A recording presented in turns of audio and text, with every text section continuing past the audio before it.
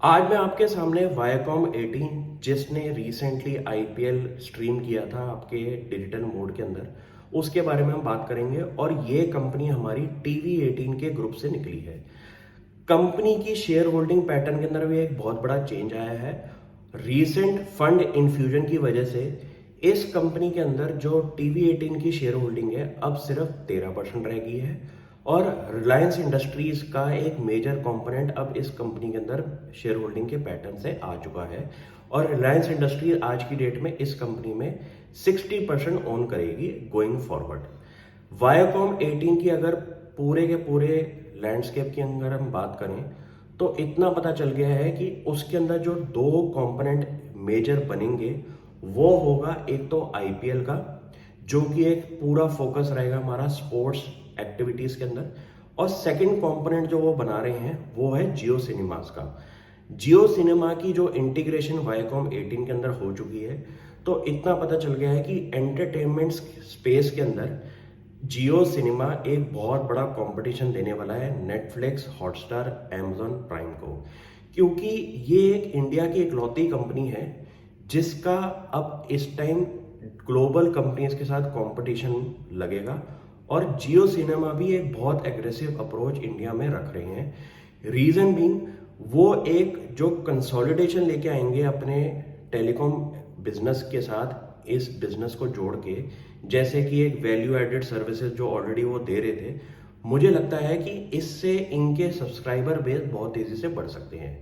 और कंपनी का जो रिसेंट फंड इन्फ्यूजन हुआ है अराउंड 15,000 करोड़ का, उससे इतना पता चल गया है कि रिलायंस जिस बिजनेस में एंट्री लेता है वहां पे वो छोटा मोटा फंड इन्फ्यूजन करके बिजनेस में एंट्री नहीं लेता, वो एक बहुत बड़े इन्वेस्टमेंट प्लान के साथ एंट्री लेते हैं।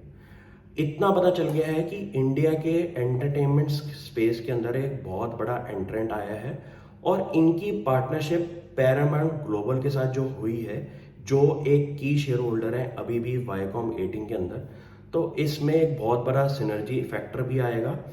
क्योंकि रिलायंस इंडस्ट्रीज का एक कोर फोकस है कि वो इंडिया की मार्केट को बहुत अच्छी तरह से समझते हैं, लेकिन उनके पास जो एक्सपर्टीज की प्रॉब्लम है वो एक पार्टनरशिप लेके आके उस एक्सपर्टीज की प्रॉब्लम को भी सॉल्व कर देते हैं। तो इतना पता चल गया है कि वायाकॉम 18 के जो शेयर होल्डर्स हैं वो इंडिया की मार्केट को बहुत एग्रेसिवली अब अंडरस्टैंड करते हैं। क्योंकि पैरामाउंट ग्लोबल जो एक ग्लोबल कंपनी है मीडिया स्पेस के अंदर, उनका जो अब पिक्चर्स की लाइब्रेरी है वो अब सीधा आपके जियो सिनेमा में दिखाई दे सकती है। और मुझे लगता है कि आपका लैंडस्केप सब्सक्राइबर बेस के अंदर एक बहुत तेजी से बढ़ेगा आगे जाके। मैं इस फोकस एरिया पे काफ़ी ज़्यादा नज़र बना के बैठा हुआ हूँ, क्योंकि आपको अब प्राइसिंग चेक करनी है कि जियो सिनेमा की प्राइसिंग क्या होगी आने वाले फ्यूचर के अंदर, और ये डायरेक्ट कंपटीशन के अंदर कितनी तेज़ी से आगे बढ़ते हुए दिखाई दे सकते हैं। मार्केट के अंदर करेक्शन आएगा प्राइजेस के अंदर, क्योंकि जियो सिनेमा की अगर हिस्ट्री या प्रमोटर की आप चेक करें तो वो जिस बिजनेस में घुसते हैं सबसे पहले अपनी प्राइस एडवांटेज दिखाते हैं अपने सब्सक्राइबर्स को, और मार्केट के अंदर एक बहुत बड़ा सब्सक्राइबर बेस बहुत इजीली कैप्चर कर लेते हैं, जो कि उन्होंने आईपीएल स्ट्रीमिंग के अंदर दिखा दिया। रिकॉर्ड नंबर पे सब्सक्राइबर्स ऐड करें। अब सब्सक्राइबर्स ऐड होने की वजह से उनको एडिशनल सर्विसेज जो वो जियो सिनेमा के अंदर दिखाएंगे, हर वीक का प्रॉमिस उन्होंने एंटरटेनमेंट स्पेस के अंदर दिखाया है, उस पर आप फोकस करेंगे।